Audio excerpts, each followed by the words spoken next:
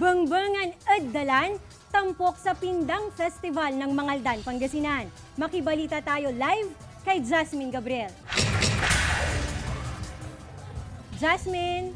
Jet, tuloy-tuloy pa rin ang kasiyahan dito nga sa Mangaldan, Pangasinan kasabay ng kanilang pagdiriwang ng Pindang Festival 2016. Ngayong oras ay isasagawa nga nila yung kanilang Bangbangan Dalan kung saan isa ito sa mga highlights ng kanilang kapistahan. Actually, nakaredy na yung mga grills na gagamitin para sa kanilang ihawan o yung Bangbangan Dalan. Nasa 250 na grills yan at syempre sa bawat grill ay nakatakda namang ihawin ang 1 kilong tapa na kung saan yan yung kanilang pinakaprodukto, yung pinagmamalaking produkto ng bayan at 1 kilong longganisa. So medyo madami-dami yan na paghahalu-haluan na pagsasama-samahang kainin ng ating mga kababayan dito nga sa Mangaldan, Pangasinan. At syempre para malaman din natin kung gaano nga ba kasaya itong selebrasyon ng Pindang Festival dito sa Mangaldan, Pangasinan.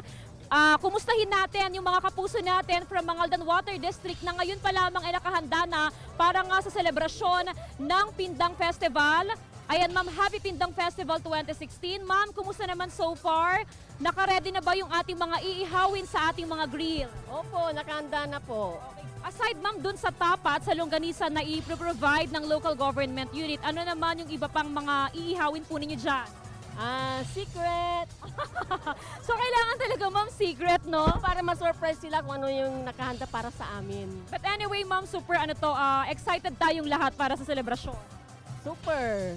Alright, thank you so much ma'am. Mula yan sa Mangaldan Water District.